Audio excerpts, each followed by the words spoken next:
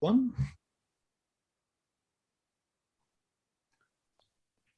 Were you going to leave me in phrase? Were you seriously going to leave me in phrase? We're at the Final Cut Oscars. We got Dean Conley coming down the aisle. We got our producer coming down the aisle. We have the amazing Nick Tess. What? Who's that beside him? Who's Hey, everyone! I am so happy to be here, Steven the Midget, at the Final Cut Oscars, baby! All the suits and sluts are here, and they are ready and raring to go. Ladies and gentlemen, up for Best Actress, it is Kate Bosworth. Oh, Kate! How do you respond to rumors that you're only here because you're trying to bone the Vision?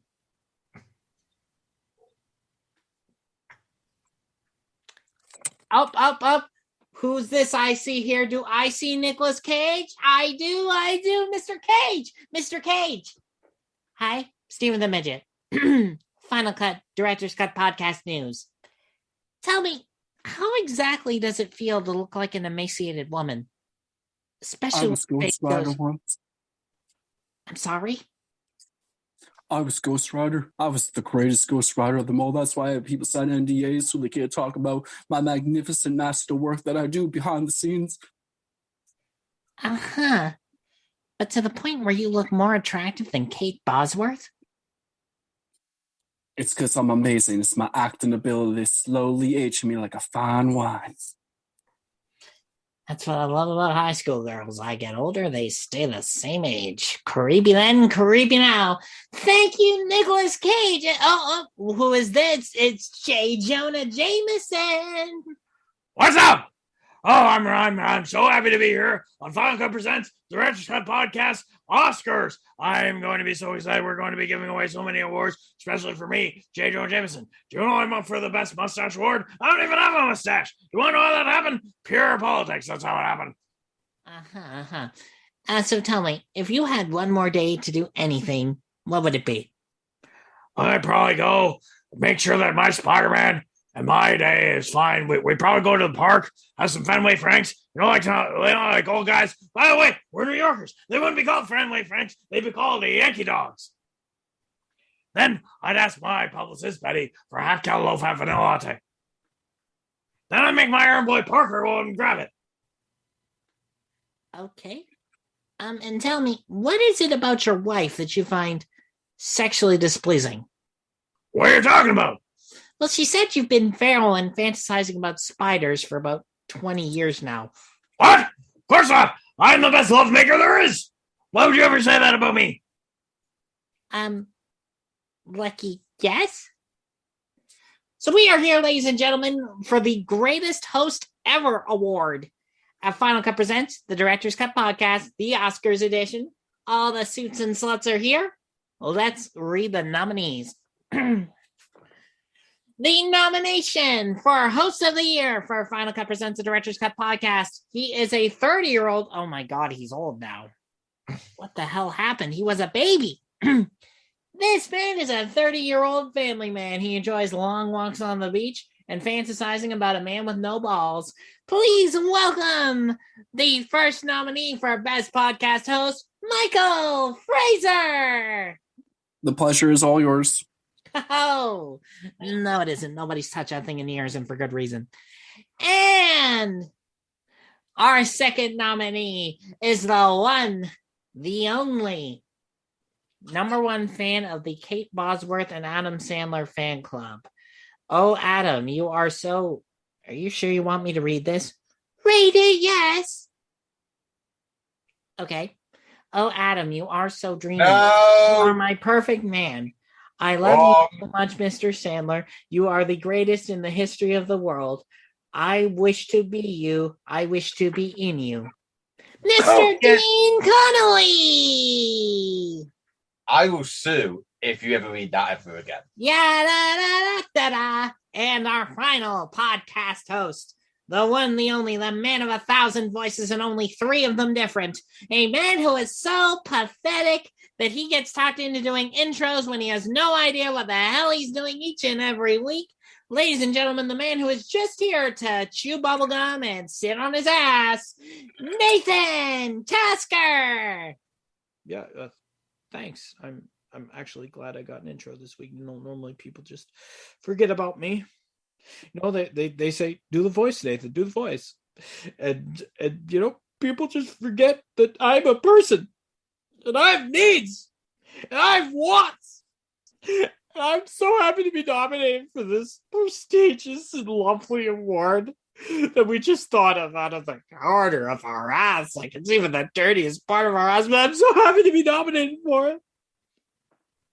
But you wouldn't be doing that if Shawn Michaels came along and presented the award to you. No, I mean, did you get him? Why don't we ask our dear resident midget? We tried, but unfortunately, all we could really get is Kate Bosworth. Oh, for fuck's sake! And ladies and gentlemen, the winner and the host with the most for a year, the producer. Hello! Yay! I'm so happy to be here.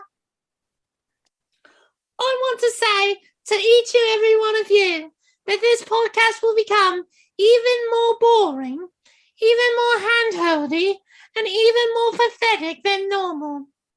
Because I will bring on some of the greatest guests in the history of the world. Thank you, Kate. Stay away from my man. I cannot wait for the new year when I bring on my best friend Dolores. She does excellent tea, and I will talk for 3 hours on end about Dolores and my favourite actors, Scott Eastwood, Richard Madden, Daniel Donahue, and the old guy who I just found in a movie who's been relevant for 40 years. Ding. La da da da da da. I'm the producer, host of the year. There I am, here I am, bask in my glory. Seriously, why do we keep her on the books if she's just going to upstage us all? I know, she can sing. Anyway, thank you, Stephen, for that lovely, lovely intro. Good morning, good afternoon, good evening, wherever you may be, and welcome to Final Cut Presents, the Director's Cut Podcast. Hopefully, everybody's still listening and not turned off after that. And I know that everybody will be listening because they love to hear my voice. Seriously, why do we keep her around? Well, see, Michael Fraser is the one who keeps me around. Oh, you mean this is He's the same the Michael Fraser that when you drink, and you are pathetic. He feels instantly refreshed from 8,000 miles away, our dear producer. You mean that reason why? Well, yes, of course. It's very satisfying to be needed, but you wouldn't know anything about that, would you? You tell me.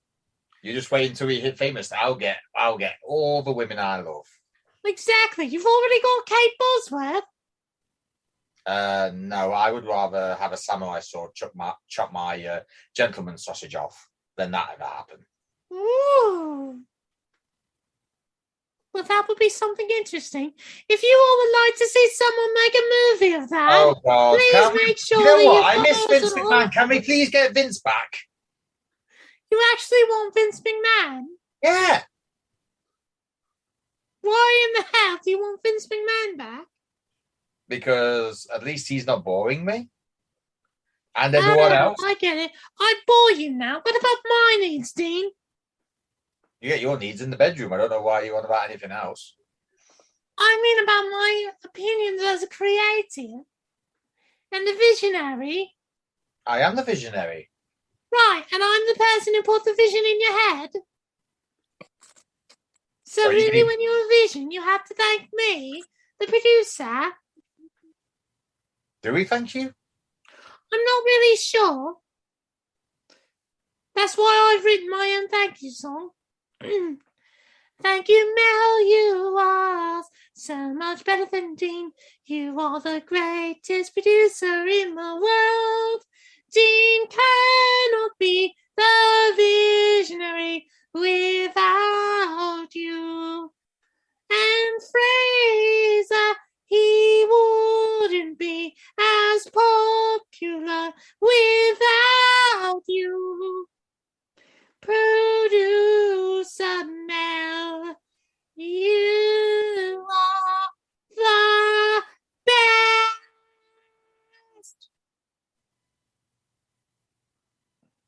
Are you going to get on with the topic? Or the news? Or anything that they actually came here for? Or are you just going to sit there and think to yourself, I'm Dean, I have to have the last word in, because my goodness gracious, I'm getting slaughtered right now by me, the producer. I'm sorry, I thought the producer didn't sing. But trust me, I decided to bust that one out. I'm a woman of many talents, you see. Well, that's yet to be, remains to be seen. Well, I already sang, that's more than you.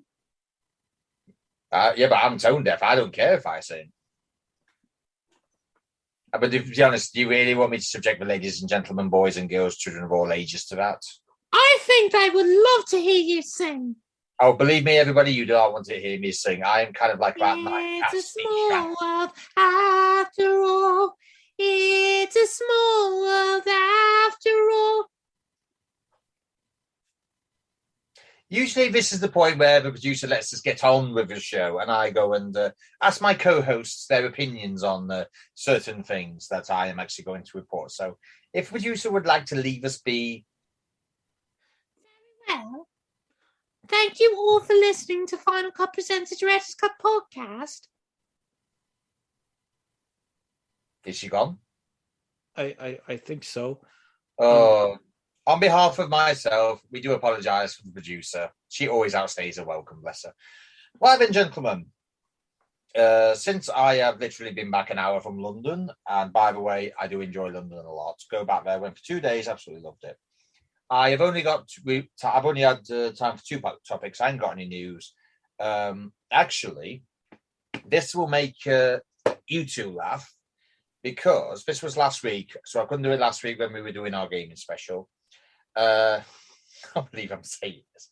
Universal have actually been sued in a class action lawsuit accusing the studio of tricking fans by featuring Ana de Armas in trailers for the producer's favourite movie Yesterday when she's not actually in the movie. And yes, that it is actually true because I have actually looked. She is in the trailer, but I have seen Yesterday, unfortunately, and she's not actually in it. What these people are saying, although I'll just cut to the chase. Although defendant, this is Universal, included the scenes with Mr. Armas in the movie trailer advertisements for the purposes of promoting Yesterday and enticing film sales and rentals, Mr. Armas is not and never in the publicly released version of the movie was there.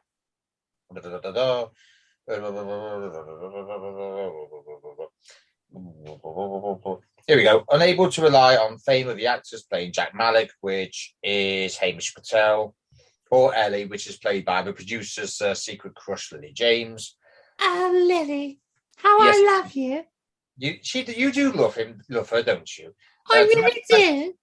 To maximise ticket and movie sales and rentals, defendant consequently used Mr. Armas's fame, radiance, and brilliance, and they forgot beauty in that because she's absolutely stunning and beautiful, to promote the film by including her scenes in the movie trailers advertising Yesterday, the lawsuit reads. Complaint also alleges that Universal duped fans, by featuring in the trailer a scene that was ultimately cut in which Malik plays the Beatles song Something. It claims that the trailer piggybacked off of the popularity of the song by tricking viewers into believing that it would be in the movie. Yada, yada, yada. They seek to claim these $5 million on behalf of California and Maryland residents who paid to watch Yesterday. Well, gentlemen.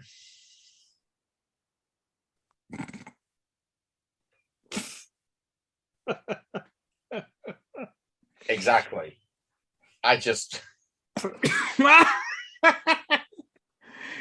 You serious?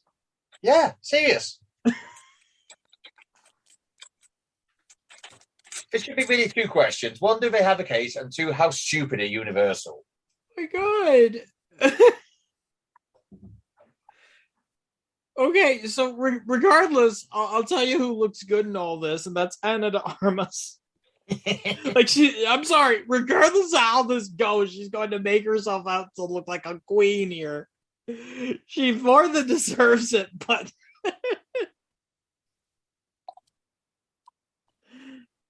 okay. Don't pee yourself, for God's sake. I'm gonna be fine. But how in the hell do you do that? If you're Universal, how in the hell do you do that? I think somebody must have had an off day at the office because any decent movie. I mean, has the MCU ever done that? Actually, tell a lie. There was rumors that Morgan Stark was going to appear in Avengers Endgame, but thankfully they left that scene out and anything with her out. So kudos to Marvel, Disney, everyone there, etc., etc. They didn't cock it up. Universal, on the other hand, did cock it up. And no offense, but they should pay up because they did actually literally do everything I just said. Ugh. She's not in. I have seen that movie, and she's not in it at all. Well, I mean, Ed Sheeran's in it, which is fair enough. what I can't figure out is why the heck you would do that and think you could get away with it in this day and age when you've got people like us and you've got the fans being what they are, and some people willing to pinpoint every nook and cranny of a movie. In this day and age, how the hell do you think you could get away with that? In fairness, I didn't really see the trailer. I just saw the movie, so this is actually news to me. And I kept thinking to this, and I'm like, oh, yeah, I've actually have a good point. She was never in the movie. But seriously, I think this, to be honest with you, if this does win, because I don't know what the outcome is, I don't know if it's gone any further or not. But in the name of all that's holy, they should actually get the $5 million for everyone. But the only problem then is, who's going to get that $5 million? How do you split that? Exactly. Like, no, Universal pay the $5 million. I don't know how the heck that's going to work. Like, everybody gets a. They're going to give them a free rental of yesterday, free of charge. There you go. Hey kids, remember Redbox? It's coming back. You know what? You absolutely find this a joke and absolutely deplorable and funny. What does Mr. Fraser think of it? This reminds me of that weird lawsuit way back in the day when didn't the fans sue the Suicide Squad movie because there were scenes from the trailer that wasn't actually in it? I don't know. I must have missed that one. There's been a lot of which Suicide Squad movie are we on about? The shitty one? First one. First one. I don't know. But to be fair, they probably featured the deleted scene that didn't say it. That could actually be a point. They probably did the deleted scene, but then thought, you know what? We're not even bother keeping it in. But I think that's strictly down to whoever decides to put what in the trailer. Oh no, they totally sued because apparently the scenes they saw from the trailer, the Joker weren't in the movie. So this guy did some big lawsuit and stuff. There's been some weird lawsuits out there for really random things. Well, but the difference is you cut a character completely out. Yeah. As far as Suicide Squad goes, Joker was actually in it. Yeah, but here's the funny thing. So Iron Man 3 also got sued because this one comic book writer claimed that they stole his design, but meanwhile the image they showed, it was slightly the same, but their character basically looked like a ripoff of Iron Man. So there's a lot of really bizarre lawsuits when it comes to movies, but I don't know why you would think people are going to come see this movie for this, and then you're not going to put that person in. In fairness, I actually I had a bit of a situation with Iron Man 3, actually. Is someone chanting? That's Lucian. He's cheering. That's what I can tell you. He is cheering for. Yeah, you are cheering for Anna de Armas because she's the only one. I was going to say, I actually had a little thing involving Iron Man 3. I went to see it at View Cinema in Meadowhall once, and we were about near the end, and then the power went out. And then about 5 minutes later, it came back on, and when we went out, they just said, "We're sorry about the power cut. Here's a free ticket for when you come next," which was nice of them. That's just it's a very nice thing to do. It's the right thing to do. Not Universal, who just literally put somebody in the trailer and totally forget about it and right, we don't need it anymore. Jim Carrey, Arnold Schwarzenegger, Stone Cold Steve Austin, and Adam Driver will not be in the movie. So I don't know about you two, but I really hope Universal pay out. But then the next problem is who's going to get.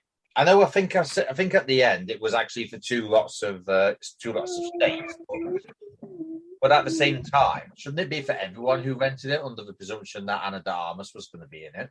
Oh yeah, no, class action. So all I'm going to say is, it's going to be a very quick topic, because all I'm going to say is, I hope he gets sorted out. I hope Universal lose. Have somebody smashes eggs all over the head. Hey, I've already done that on this podcast, man. I don't want to do it again. Somebody else has to. And then just say, what were you thinking? Well, in my case, what I was thinking was, I said I had egg on my face, and then I went and I literally put egg on my face for the fun of it, you know? Why does Fraser never have egg on his face? Check his prediction scores, man. I'm pretty sure he does. That should have been one of the trials of Omega. Was he has to buy some. What is it? He has to get 5 eggs and just put them all over. We still have time. We still could do that. It's easy enough. Besides, the kids would have a laugh at his expense. Yeah, we always want to make the kids happy. Who shouldn't be happy? He has no idea what's going on. Fraser? Yeah, Fraser. What? Yeah, get 5 fresh eggs and slap them on your head as part of your trials of Omega. Yep. And you could have sang "How Far I'll Go" by from Moana, but instead, no. You need to get. You could always sing "Let It Go" from Frozen. Yeah, you've done that before. Yes, you have. But this time you can't have your daughter with you to teach you the words, and we will be spoon feeding you the words. I'll take the eggs. You'll take the eggs. There we go, ladies and gentlemen. We've just come up with an idea for a trial of Omega, which Michael Fraser will do. Oh my god! I cannot wait! And the best thing is, he works at Walmart, so eggs won't be exactly hard to come by. Exactly. That's great. We don't have that at Walmart, actually. I work at one of the smaller locations. We don't have any of that stuff, or dairy department or anything. So...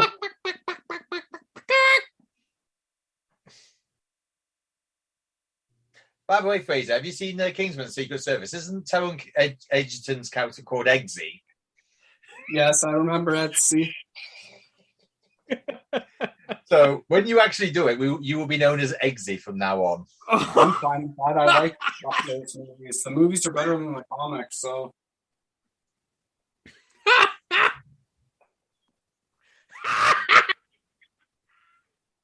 You just killed Nathan right there. Oh no! You didn't kill him. You released the beast. That is Dr. J. Well, about time somebody did something to him. Why, hello, Doctor. How are we, sir? Oh my goodness. So I have a question for you, just because I like seeing Fraser get humiliated. Yeah. So tell me, are we when are we doing that? When is Michael Fraser having eggs on his face? The people need to know. You're not putting Joker bombs in his eggs. I openly admit that was a thought that came into my head. But I guarantee you there will be no bombs. The eggs will be clean. I just want to know. No Joker gas either. If you want to hear more about this, listen to Body Slams and Dropkicks. I'm going to move it on because I'm pretty sure we've just killed Nathan. Probably. Seriously, though, when it happens, we need to release it on YouTube. We need the people to see the cracking. Hey, that's not bad. We could say, Michael Fraser, you are undertaking the cracking. Or as we could say, release the cracking. There you go. The kids just like smash him with eggs. Hey, get Lucian to do it. He would love to do it. Oh, please get Lucian to do it. Okay, smash my egg on Daddy's head. Let's do it, yo. That's weird. Right, anyway, let's move it on because I actually want Nathan alive for this next one because this is actually pretty important. There's rumors going around that Dwayne Johnson is on about making another video game. It says he recently told Men's Journal that he's working on a badass video game adaptation. Now, this is by Giant Freaking Robot, actually, so I will mention them. A trusted and proven inside source has shared that Dwayne Johnson is currently in talks with studios about making a Call of Duty movie. Now, it has come up before, but it's been curtailed. But obviously, many things have happened. Activision is in full of shit as it is. It's just been acquired by Microsoft.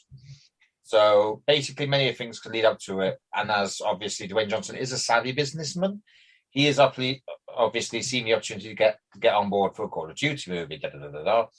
Now, we're not actually going to say what it would be about, but I would actually like to see who, if they were going to do it, and I'm going to do this based on Modern Warfare, because that would actually be, I feel, the best way for of where to start. Because no offense, but how many World War II movies has Call of Duty been?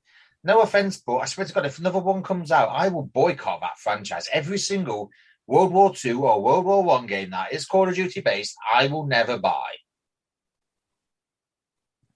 You heard it, folks. Dean is coming to the light. No offense, but I actually consider Call of Duty World War II games and World War I games to be the equivalent of as much happiness as Ryan Reynolds taking the piss out of you. Hey, I would find that very happy. I'm just saying. I know you would. We just find it funnier if you took piss out of Fraser for just about everything. But Fraser's such an easy target. Yeah, but he wouldn't do it, though, because Fraser's Canadian and he loves his fellow Canadians. Besides, he's just been honoured. So wait, hang on a second. So Fraser wouldn't do it because Fraser's Canadian. Ryan Reynolds wouldn't do it to Fraser because Fraser's comedian. He would do it for me because I'm an easy target, because I'm a Yank. No, he doesn't go after his fellow Canadians. I'm not a Yank.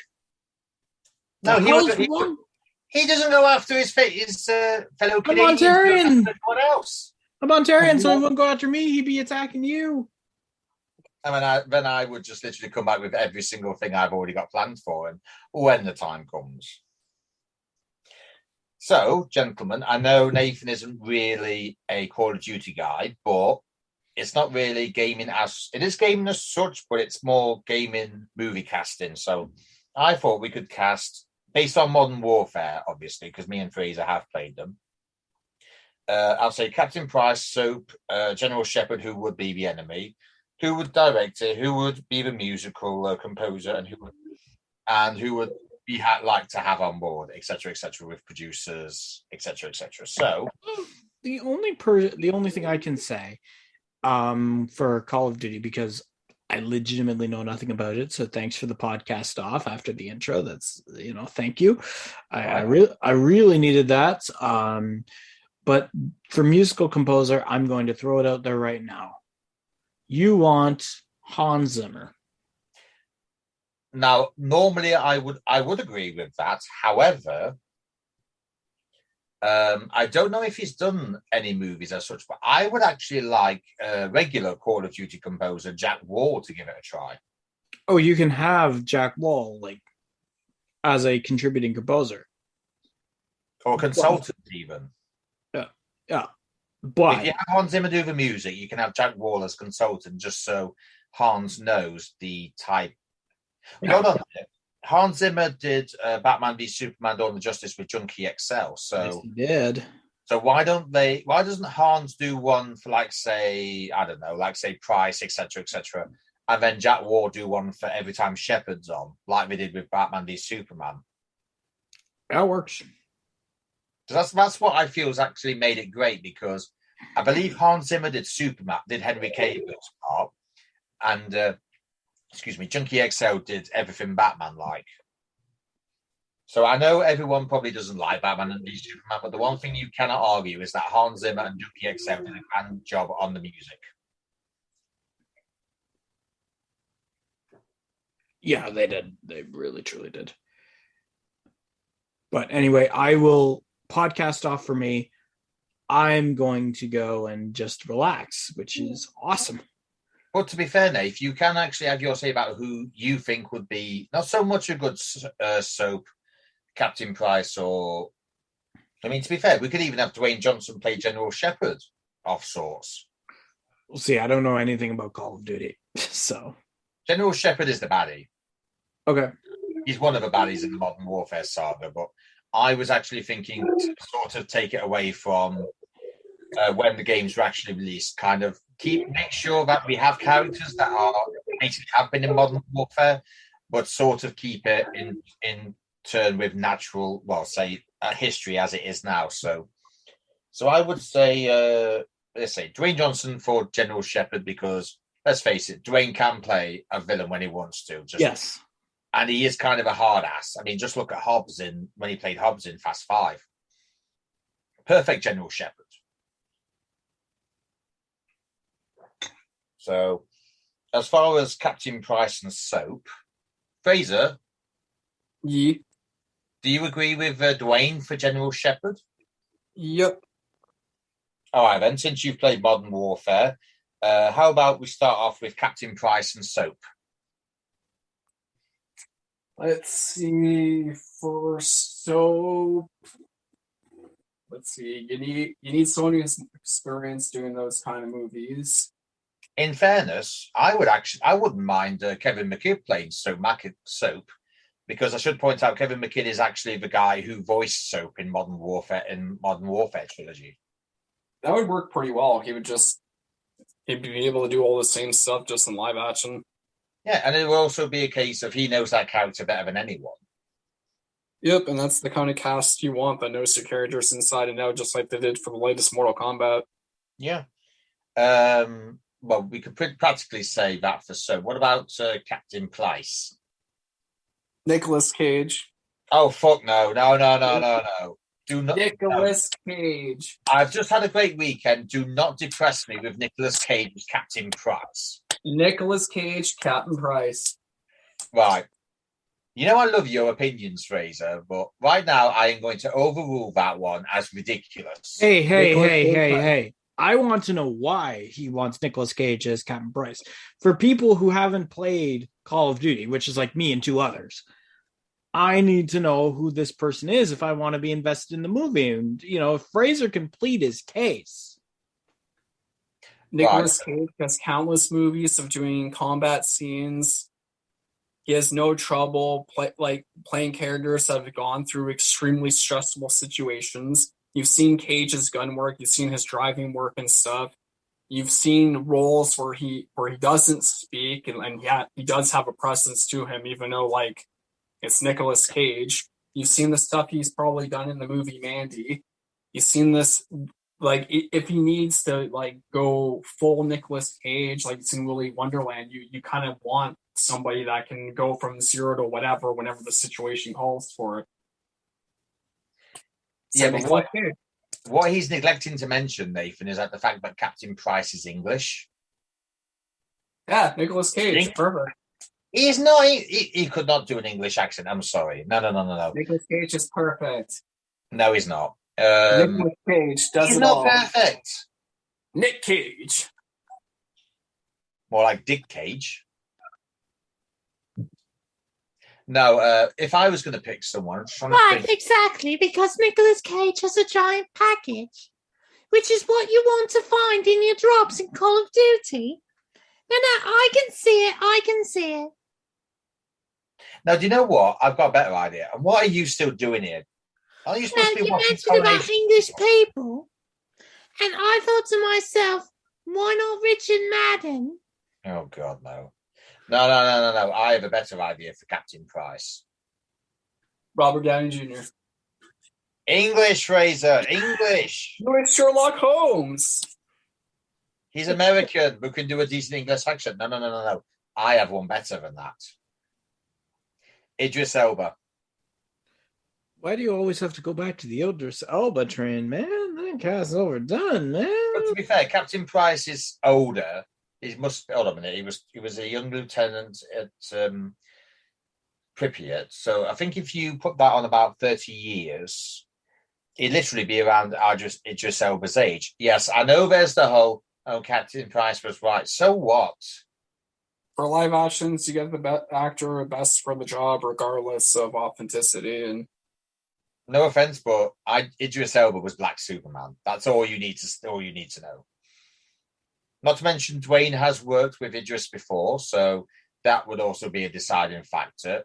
Dwayne knows how good Idris is. Then again, Idris Elba knows how good Idris Elba is. You cannot go wrong with Idris Elba, not to mention the fact that it would actually be good if he did this. Bearing in mind, Idris Elba is just so popular because he's in everything. Need I remind you, gentlemen, that he's going to be Knuckles in Sonic the Hedgehog 2? No, you don't need to remind us who Idris Elba is, man. And he's just so good. I mean, we've only seen what, about 20 seconds of him playing Knuckles, and already I'm psyched for it. You know who I think would be a good Captain Prize? Oh, Richard Madden. Well, I mean, if you won't let me have Richard Madden, then I want to see the greatest actor available, like Michael Fraser said. Do you want to know who'd be perfect? No. Adam Sandler.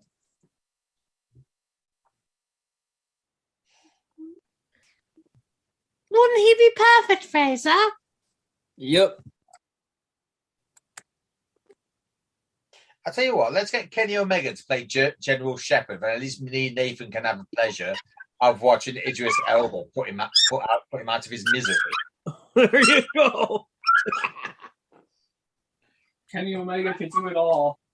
No, he can't.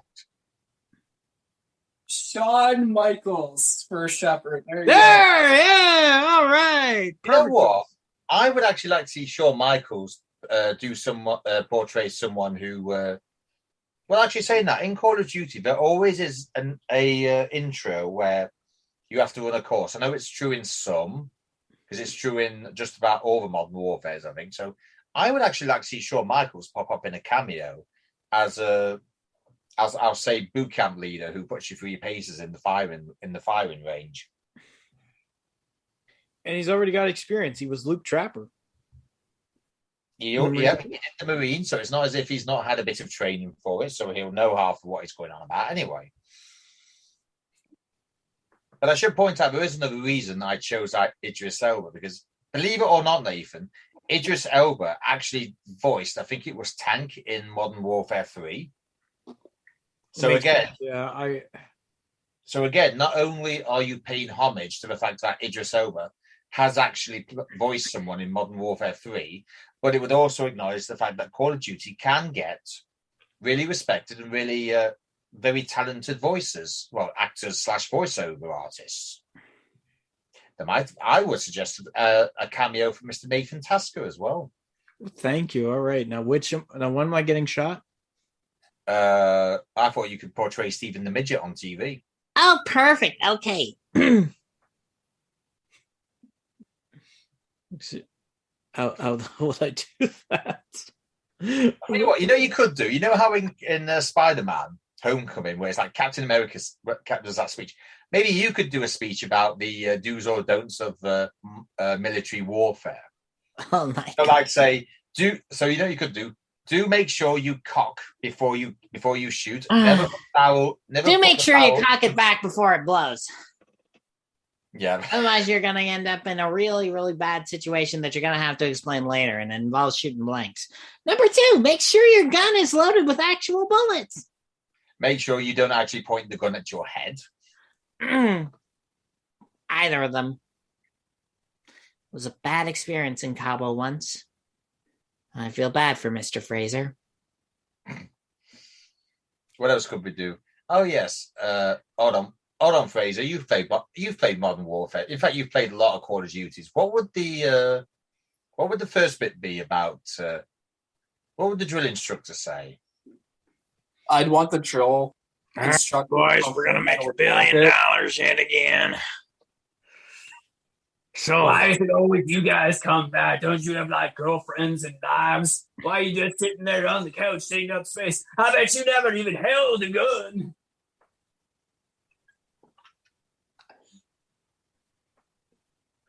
By the way, the movie will be Call of Duty, spelled Doody.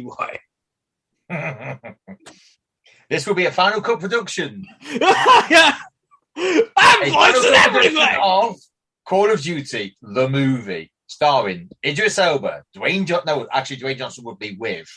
So it would be Kevin McKidd, Idris Elba, everybody else who's in it, and then with and Dwayne Johnson. Actually, do you know what, phrase? Let's have Glenn Morshower in as Overlord. I've always rated Glenn Morshower, I should point out, is actually one of the best guys you would have for being a military leader. Just because the minute you hear his voice, you're kind of like, yes, he belongs in that seat. He belongs where he is. We'll throw in The Miz. What's The Miz going to do? He could be one of the characters. He's done multiple Marine movies. Yeah, he has. But yes, my name is The Miz. I do enjoy the odd vodka, and I'm going to kill millions of people and taking over the world. Because I'm the Miz! And I'm Drunk? awesome! No offense, but I think The Miz is going to be busy with Mortal Kombat 2, because that Dear God, hope he gets Cage in that. Dear So do God, I. hope he gets Cage. People tweet it, put it everywhere. The Miz for Miz would be Johnny Cage. Part of me wants Nicolas Cage to do it just because it would be so bad insane. Yeah, it's gonna be awesome. All right, then. Who would you hire to direct it? Well, it's going to be very short, but we'll end it with the director because we've got the composer, we've got the majority of the cast. There is obviously others to fill out, but we'll just end it with the director because there's so many you could use. Okay, I've got a joke choice and I've got an actual choice. My joke choice is, all right, so you want you're looking at Modern Warfare. Are you looking for experience or are you looking for fun? Like, what is the tone of the movie? And if it's what people say online Call of Duty is, and if you go into any matches involving 12-year-olds, you know what I'm going to be talking about. My first directing choice is Trey Parker and Matt Stone. If you want to portray a realistic Call of Duty match, you get them. They are brilliant. Before you say anything, yes, they have done some movies that involve a lot of cussing. In fairness, I think I would rather have, if I was going to do Call of Duty, has to be gritty, has to be a bit. You haven't heard my other choices. They're brilliant. Bearing in mind, this is the franchise that did No Russian, which caused massive controversy when it was released. Oh yeah. So there are two directors I've got left. Number one, you're going to be appealing to a bunch of kids. Who is better than Chris Columbus? He directed Percy Jackson. He directed Harry Potter. He'd be perfect. But in all seriousness, no, my choice would be, if you're looking for something dark and gritty and constantly moving and long takes and wanting to simulate war and simulate the game, Alfonso Cuarón. Ooh. Is who I want. Do you know what I was going to say? I was going to say Gareth Evans. That's a good choice too. Simply because I am still hung up on his Raid movies, and the fact is, if I wanted to get somebody who actually would use literally everything around him and not as much special effects, it would be him. Obvious choices would be, James Cameron. Chris Nolan would be. I don't think that's his sort of movie, but at the same time, you don't really ask Chris Nolan to do your ordinary sort of movie. No. But you see, Chris Nolan movies have a distinct feel to them. Yeah. Do you want it to be a Call of Duty movie or do you want it to be a Chris Nolan Call of Duty movie? That's the whole reason. Like the whole reason I went with Cuarón. But in fairness, with a bit of both hurts. Yeah. Bearing in mind, Call of Duty is known for its twists and turns. Yeah. Modern Warfare 2 especially is known for its absolute twist. That's fair enough. If anyone hasn't played Modern Warfare 2 or Modern Warfare 2 Remastered campaign, General Shepard is actually meant to be your boss, but then he basically goes rogue. Bear in mind, this movie did a lot of things, but when he shot Roach and he killed Roach and he killed Gaz and he burned them alive. That was probably one of the most heartbreaking things I've ever seen as far as any sort of Call of Duty game goes. So yeah, there's always a twist in a in a Call of Duty game, doesn't matter what it is. Modern Warfare for me is the best lot, simply because it's, to be honest with you, I've just replayed Call of Duty Modern Warfare 2 campaign twice because that's how much I love it. I still play it and I still think that I don't know, I know I shouldn't be, but I'm still surprised by how good it holds up against, like, say, Batman Arkham series. I honestly think Chris Nolan would be a dark horse for that. Yes, it would be a normal Chris Nolan movie, But at the same time, you want a few more twists and turns than your average Call of Duty game. You want to make it distinct. You want to make it as separate from the Call of Duty games as you would. So I would actually say Chris Nolan, but my first choice would be Gareth Evans. Bearing in mind, this guy has done 2 Raid movies that still blow my mind to this day.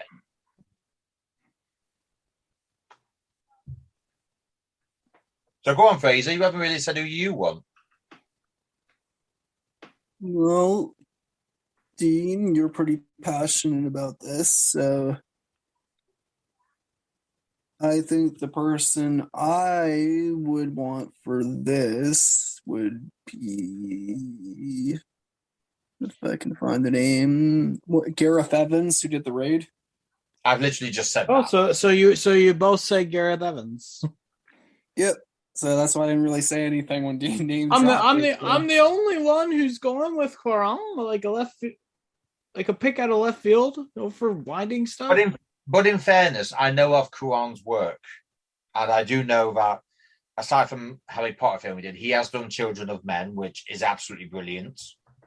So I'm not dismissing Coran's work, but I think as far as what I would envision a Call of Duty movie for, I would actually want Gareth Evans to do it. Fair enough.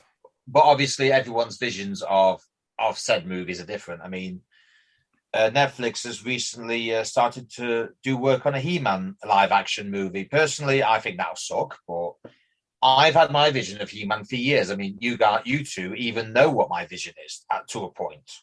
Yep.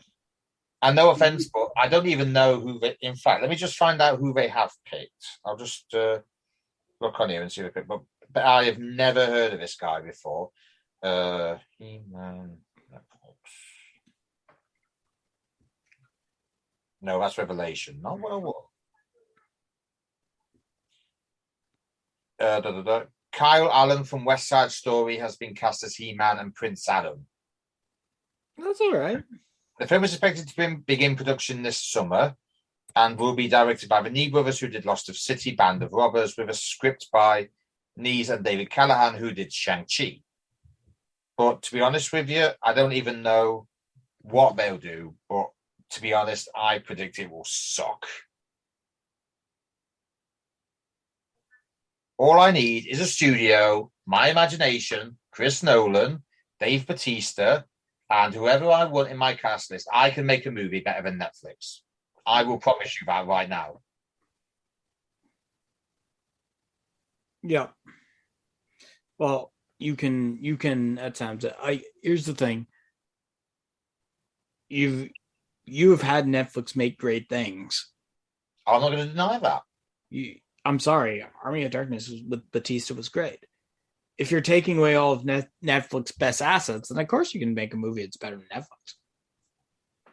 I mean, don't get me wrong. Masters of the Universe Revelation was absolutely brilliant, even though a lot of people say it wasn't.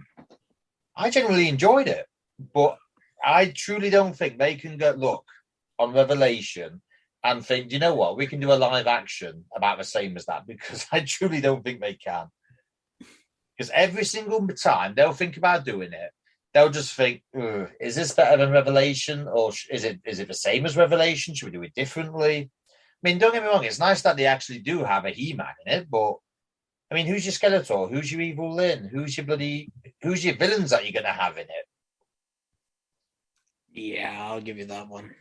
No offense, Dave Bautista as Beastman is a stroke of fucking genius. Yep. By the way, boys, while we're on the subject of that, who would you have to play Skeletor? Mark Hamill.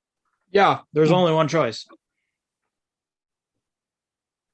Well, you'd have him. Oh yeah. So you would have Mark Hamill I literally play him and voice him. Yes. Yes. Have you seen this man in a recording booth when? Yes, Fraser. I do know. Around it. Mark Hamill is one of those actors you want to do something like that. He'd be brilliant. If he's going up against a younger actor as well, then it just plays even more into the whole fantasy trope stuff. Mark Hamill, I'm sorry, he's competitive. He's got grit.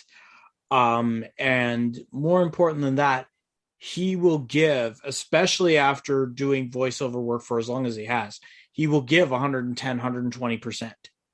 Well, what it is, my vision is I kind of, because obviously Skeletor is the complete opposite to He-Man in terms of good and evil. I, at some point, would actually like a fight between He-Man and Skeletor to better that shitty 80s version. But the thing is...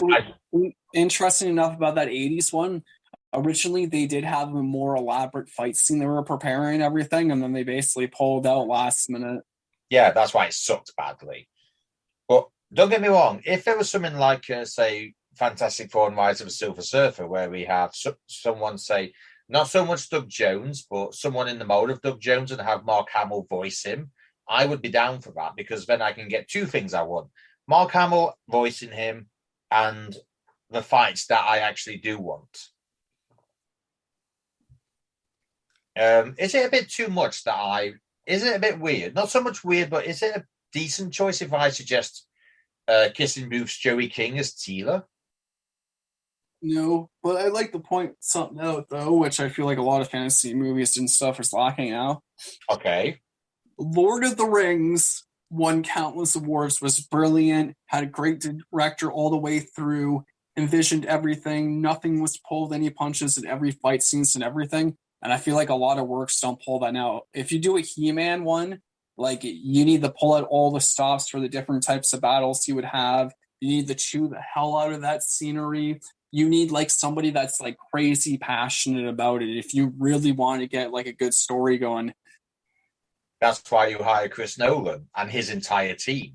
And get Del Toro, because Del Toro does, like, amazing works, especially his team when it comes to prosthetics and everything. Like, look at the stuff for Hellboy. Del Toro is a bit of a soft, like a bit of a iffy one for me. But this is why you choose Chris Nolan, because his brother is one of the best writers in the business. Need I remind you about Westworld and Person of Interest, which I still love to this day? In fact, I'll tell you who I would have for composer. I would either have Hans Zimmer or, what's his name? I think his name's Raman Djawadi. He does the music for Westworld, and it is absolutely beautiful. Either a combination of two, because I would happily have both of them. Obviously, Emma Thomas would be producer as well, because obviously you don't have Chris Nolan without the wife, Emma Thomas. I mean, look at all the shit they've done together. I've named me, aside from Tennant, one turkey that they've done. Oh, you got a good point. That's why you hire Chris Nolan, because he will give you a movie worthy of what your vision entails. Everybody he has on it. I don't know if you would say on his payroll or not, but you have everyone. So you have him, his brother, his wife, everyone he knows, everyone who he has done movies with. Hell, you could even have Marion Cotillard for Evil Lynn if you wish. I know what the producer would say right now. Ooh, you must have Tom Hardy as He-Man. No. After what actually, Tom Hardy is He-Man. He's so muscular, and He-Man spends most of his time with his shirt off. So really, when you think about it, you are appealing to the masses. Yeah, because if you have Tom Hardy and you make sure the Prince Adam is barely in the movie. Yeah, but you see, and this is why the producer does not get involved with movie discussions. One, he actually did Bane, and he actually said that buffing up for Bane destroyed his body, which is actually on record. And two, this is not a movie just about He-Man. This is about He-Man and Prince Adam. Oh, but it can be just about He-Man. I tell you what, if you want to do that, go and make your own 80s equivalent of that, because that's exactly what happened in the 80s movie, and it sucked. Jason Momoa as He-Man. Oh, he'd be good. You saw but at the same time, you need somebody who can do dual duality, which is why I originally picked Dan Stevens, because he can do a dual role if needs be. But my reasoning is, I do want sort of like two people who look the same, not so much twins, but I do want two people who look the same, and obviously different physiques to actually portray them. I mean, in the 80s cartoon, how the hell did I went round when I started watching it again? I scratched my head every single time I watched it and said, how the hell does nobody but Prince Adam and He-Man are the same? It's just stupid because they literally look the same. Because it's one of those tropes in the 80s where they can't tell. It's like that joke from The Kids Next Door where they're yelling at Toiletnator. And he's just like, boy, he had a disguise. Number one stood there and wore a shirt that says, I am not number one. It's almost as bad as Clark Kent putting on glasses so everyone doesn't know he's Superman. I'm going to fight you on that one because there's more to it. The original comics actually cover that he's actually like a thespian, like an actor and everything. It's not just the glasses. He changes up a lot. The way his body is, the clothes he wears, the way he speaks and everything. His glasses actually change the way his eyes are as well. So I'm calling BS on that because even Jericho, when he did a stage play and he literally slightly altered his clothes, put a pillow in his shirt, nobody recognized it was Chris Jericho. Henry Cavill stood under a billboard with his face on it as Superman, wore a Superman shirt in front of an entire crowd, and not one person recognized him. That's because people are ignorant and are like, who's that guy? But yeah, there's more to it when Superman actually goes into being Clark Kent. There's a lot more to it than what people think. Not if you're watching a Christopher Reeve one, because he looks exactly the same. His physique is the same. The only thing that's different is Superman, he's confident, and as Clark Kent, he's all over the place.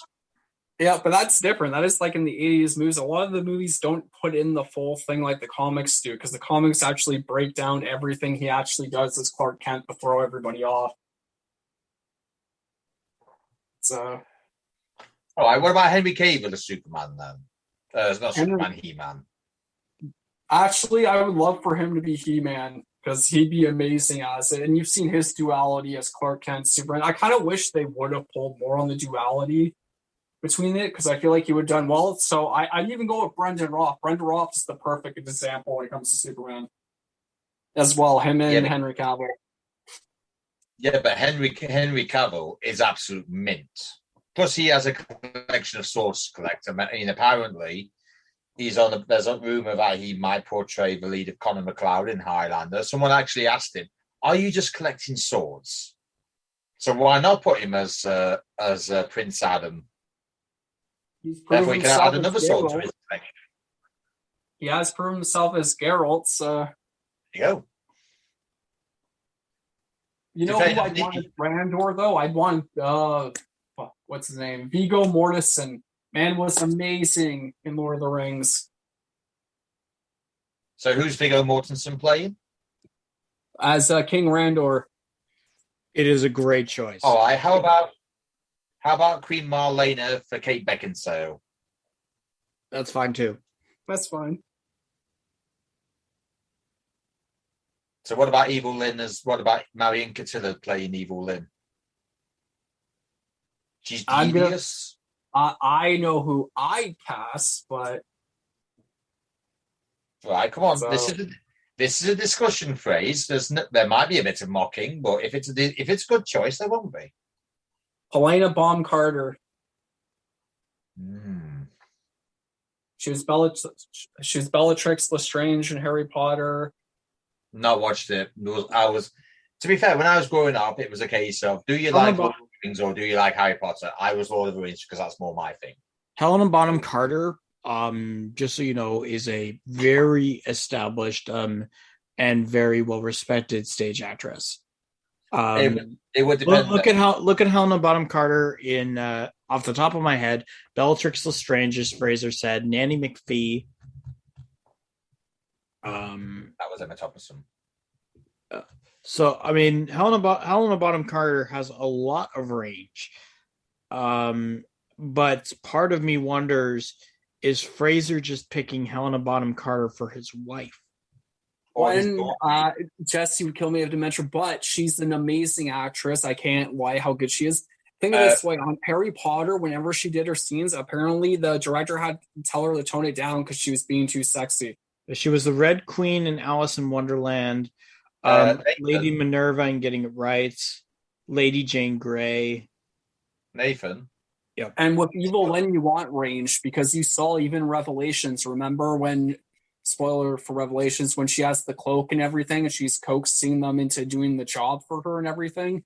and then turning evil in. She's got enough range that she could pull off when it's the disguise stuff, when she has to be evil in. Even with the casting stuff, the way she dramatically can do things, it's just going to add so much more to the role. Fraser, I'm disappointed. You mentioned one of your ladies' favorites, but you didn't mention the other one. I'm not. Well, we're working our way down the characters, but I would rather have Helena Bonham Carter just because it makes the most sense for evil in. Quite frankly, I believe that Adam Driver would be good for Prince Adam. No, sorry, we've already had one stressy Kylo Ren. We don't need another one. But think about it. His name is Adam, and it's Prince Adam. If that were to happen, I think Fraser would quit the podcast. Which you don't want, producer, because you love Fraser so much. Yes, but I also like Adam Driver. Fraser, that's all yours, mate.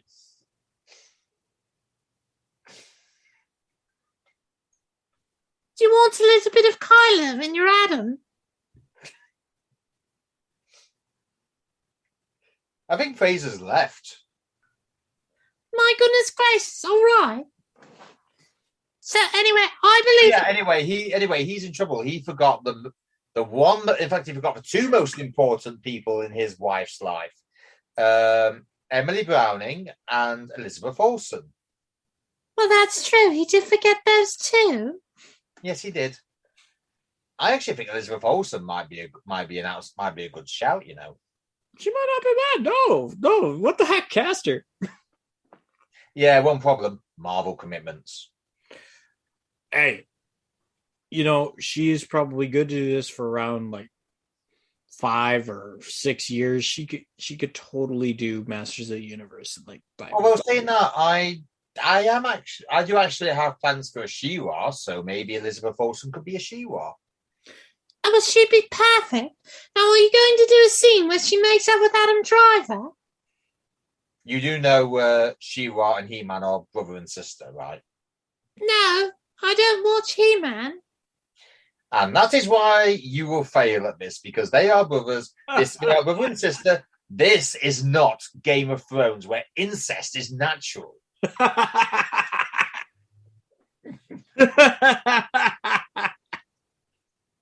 Seriously, we need to fire that producer.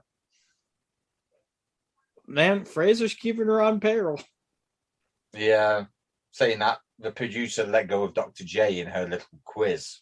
I know. I did. And I what didn't were you thinking, woman?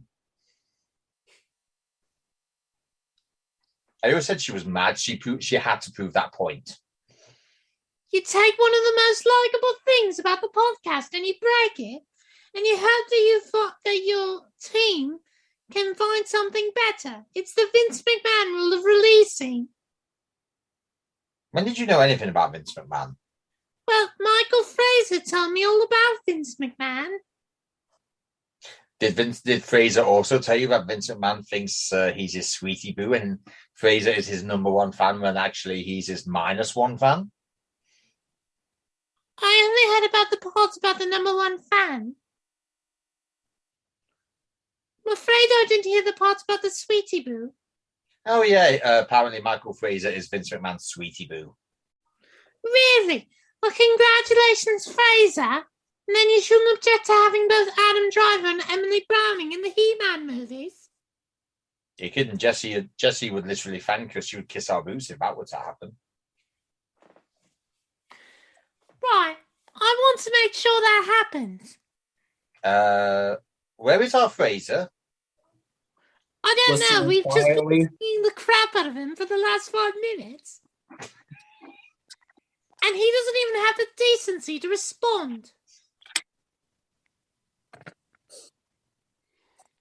As I'm the producer and his favourite person on this podcast. I think we've had enough of a producer, don't you, Fraser? That's for you, Colleen. It's your bye, guys. Bye. In fact, where's our resident Dr. J? Hello, everybody. Okay, first of all, I want to say I'm totally behind the support of my Cavill as Skeletor. Oh, I do some Skeletor type lines. By the way, whatever you say must include the line, "You royal boob." You royal boob. Okay, all right. Give me just a second here. Hold on a minute. Shall we go through? Hold on, here's one for you. Here's for King Man. Hold on a minute. Everything comes to he who waits. It does. And I've waited so long for this moment. What would he say? Madness! Yeah, that's it. He would say Madness, I tell you! Skeletor to King Randall. Skeletor to King Randall. Come in, you royal boob. Come on in, you royal boob. What do you think, Phrase? Do we need a bit more anger behind it? A bit more 80s? Maybe. I am the Alpha and the Omega, the one with balls, death and rebirth. And as you die, I will be reborn. Yeah, maybe we should do away with Mark Hamill altogether and just get Nathan in. Tell me about the loneliness of good, He-Man. Is it equal to the loneliness of evil? You forgot that, huh? Where are they? Where are your friends now? Oh yeah, don't forget the shouty bit where you have to tell Dolph Lundgren to kneel. You are all aware of the penalty for failure. Better. I urge to smash you out of existence, to drive your cursed face from my memories forever. That could work. Thank you for a bit of that philosophy, Sorceress. Here is my response. Yes, Sorceress! The sword of Grayskull is mine! Now and forever! Hold on a minute. Can we do a bit of role play? If I play evil, then it would be a pity to waste their talents. Yes. Save your pity for yourself if you fail. Sorry, what's the line? The line goes, save your pity for yourself if you fail. Take them and whatever troops and resources you need. I therefore go. I wasn't suggesting that I go. And then you go, then you should not have spoken. Leave immediately. Once you have the keys, send the sourcing signal. An attack force will join you, or I will follow. And then you end shouting go. Madness! Right, so we'll try that. Right, we'll try that from. I like. You actually need to feed me the line, man. That's a huge line. Yeah. So I need to. No, I actually need it like typed out so I can do this. If you want. Right. Go and grab a cup of tea, everyone, while I go and type in this. Right, I'll do it here. Remember, this episode of Final Cut Presents the Director's Cut Podcast is brought to you in part by Michael Fraser loves Jessica. He is not at all whipped. All right, now do Skeletor canceling his paper subscription. New York Times. Yes, hello, this is Skeletor. I see. What's this I hear about raising my subscription prices? Well, I mean, yeah, no, naturally a paper company is losing money. It's actually hemorrhaging money. We need to make rent. We need to make bank. And with your $14.95 a month, I was paying $11.95 and I was happy about it. You pathetic boobs! Madness! It is madness to try to raise your prices by $3! Those $3 were used! They were taken from you! They were destroyed in the great fires of hell! So will you be canceling your subscription then? Yes, thank you.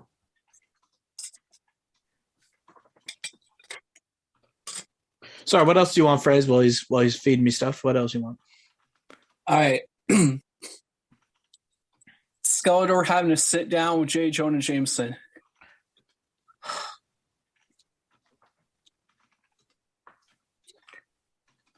Listen, Jonah.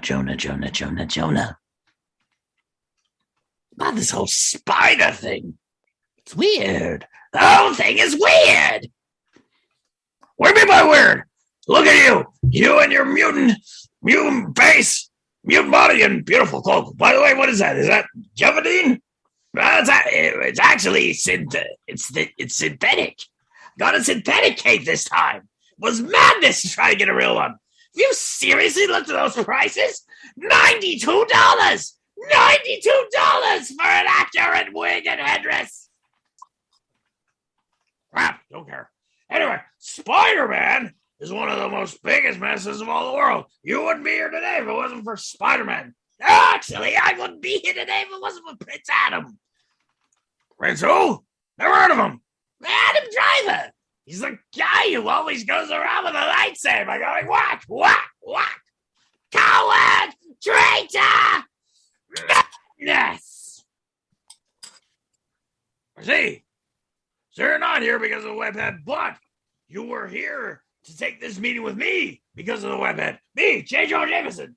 Now I was here because some guy named Michael Fraser, who's been beta cucked by his wife, has asked me here today to say unto you, you're having a real problem, Jonah. And it's a problem that I can greatly achieve, greatly help with. Think about it. Your beautiful webhead, my beautiful powers. After I take him down, you will smear the crap out of Prince Adam. Smear him to the point where he will no longer be smeared. One minute. No one can know about this. Yes. So between where it says "Oh, I will follow," then there's a bit of a pause, and then you shout "Go." Yeah. All Got right, it? I got one. Steve Urkel, but as Skeletor. Did I do that? Oh God! Madness. You want Maybe like Alan Oppenheimer all over again. Now Skeletor as Steve Urkel. Skeletor's King Randall. Skeletor's King Randall. Come in, you royal boob. Hang on a second. So Skeletor is Steve Urkel. Oh, Carl! Did I hear right that Laura wants to take me to the dance? Why, when I heard that from my father, I just about wet my pants! It was madness, Carl! What was it? Oh. Come on in, you royal boob. Right, are you ready? Yeah, let's do this. Right, so I'll make the legendary Meg Foster as Evil. Then you are the even more legendary Frank Lang. Sorry, this was actually Frank Langella's line from Masters of the Universe, but it will be done probably better and way better as Mark Hamill. So you ready? Okay, perfect. I was not suggesting that I go on a minute. It would be a pity to waste their talents. Save your pity for yourself. If you fail, take them, whatever troops and resources you need. I was not suggesting that I go. Then you should not have spoken. Leave immediately once you have it. Send a sourcing signal and an attack force will join you, or I will follow. Go! Lovely. What do we think, ladies and gentlemen? Do we really need Mark Hamill, or has Nathan Tasker got the chops to voice Skeletor? Let us know. I think there is one thing we should do. We should have a Mark Hamill off. Really? I think we should. We should have a reality TV contest between Hamill and Nathan to see who would actually voice Skeletor better. But one problem: we need Mark Hamill. Yeah. So tweet Mark Hamill that we would really need him. Tweet Mark Hamill with the hashtag. Yeah, I'm going to say tag Hamill with the hashtag Hamill versus discount Mark Hamill. Welcome to the madhouse, Batman! I sprang a trap, and you sprang it gloriously. Don't forget the IRS. Yeah, 137 million. Yes, and if I don't pay it, I'll go to jail for tax evasion. I'm crazy enough to take on Batman, but the IRS, no, thank you. Seriously, who does it better, Hamill or Nathan? Please. The one common villain Joker and Batman both have is the IRS. Yeah, but Brucey boy tries tax evasion. I never would. I'm an honest guy.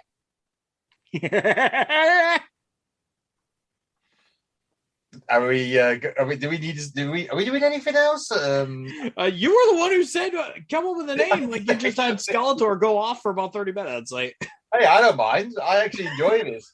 He's done it better than Frank Langella did, actually. Or I must admit, Oh my gosh, I think Madness! it is madness, actually. Nathan, remember Elf? I do think, remember who? Remember Elf? Elf. as in Will Ferrell. Elf? Like as in the weird thing with the As in the teddy bear alien, yes. yeah that thing. Do his lines in Skeletor's voice? Oh god. Oh god. Oh gosh, what the hell? Oh, this is what I do for you people now. Oh my god. That's what he does for a living. Sure. I'll just head on over to Graceland and pick up my Rolodex. Okay. Can I pitch you? Only above the waist. That was not Elvis Presley. Are you kidding? He was on that sandwich like red beans on rice. He didn't seem like Elvis to me either. Elvis was a brilliant actor. He could play anything from a singing race car driver to a singing deep sea driver. He was madness. Oh god. Also, if there's anything that you would like Nathan to say on any future episodes of the Director's Cut podcast, please do it under the hashtag we need to discount Mark Hamill more. Oh, please do. Oh god. Okay, this is the last one. Go on, then. I think we'll end it. We'll end it after that because we'll be at this all night. Boy, is she gullible. Everybody knows Buddy Holly runs a bait and tackle shop in Phoenix. Thank you all for listening to Final Cut Presents the Director's Cut Podcast. The Final Cut award show, which didn't turn out to be an award show, and I mean Skeletor is here, and the whole thing was just madness. It's madness! Yeah, but isn't that what our podcasts are every week? Madness. Fair enough. So with that being said, ladies and gentlemen, thank you for our madness, wherever you are. Madness! Why don't you just do Rocky Horror Picture Show on the way out? Actually, yeah, do Rocky Horror Picture Show chorus on the way out. Nathan has a dark past with that play. Do what on the way out? Rocky Horror Picture Show. You know, the time warp. Oh, please do it. Oh god. Okay. Right, while he psychs himself, we'll do social. So, as always, you can find me on Final Cut Talk on Twitter and Final Cut Official on Insta. Excuse me. I do body slams and dropkicks on Twitter, sometimes Insta. Facebook, one you will find mainly Mr. Flazer. You can find me on Facebook at Body Slams and Dropkicks. You can find me also at the Final Cut page. If Dean still has the Final Cut page going, it's hard to know with him these days because he doesn't do Twitter. You can also find me at Gokai Studios Facebook page. You can also find me on Twitter at 5-Star Welcome. You can find me on TikTok at Beautiful Michael. You can find me on Instagram at Beautiful Michael. Please check out The Adventures of Still Woods, performed by the amazing Nathan Tasker and Zombie Nathan. The last will and testament of one of the finest voice actors we know. We're literally just using a whole backlog audio we have for him now to make it seem like he's still alive week to week. But I'm not going to do socials. This is going to take everything out of me to do. Well, basically, we'll cut it short. You can find him on Deaf Pixie, www.deafpixie.ca. You can find me on YouTube, Vimeo, anywhere where Death Pixie posts content. That's where you can find some of my stuff. And also, you can find him as the voice of Professor Phil Wood. Yes. I'm sorry. I'm really psyching myself up for this because that's just. Right, well, then but basically, listen back to anything else, and you'll find him there. But anyway, with that, from the soon-to-be worn-out discount Mark Hamill, And from the absolutely laughing poor man's Adam Driver, and from me, the visionary, who will probably need to go to the toilet very soon after this, thank you for listening, wherever you are, and we will see you next week. So, it's time for a time warp. It's astounding. Time is fleeting. Madness takes its toll. But listen closely. Not for very much longer. I've got to keep control. I remember doing the time warp, drinking those moments when the blackness would hit me and the void would be calling. Let's do the time warp again. Let's do the time warp again. It's just a jump to the left. And then a step to the right with your hands on your hips. You bring your knees in tight, and there's a pelvic thrust that's really got you insane. Madness, let's do the time warp again.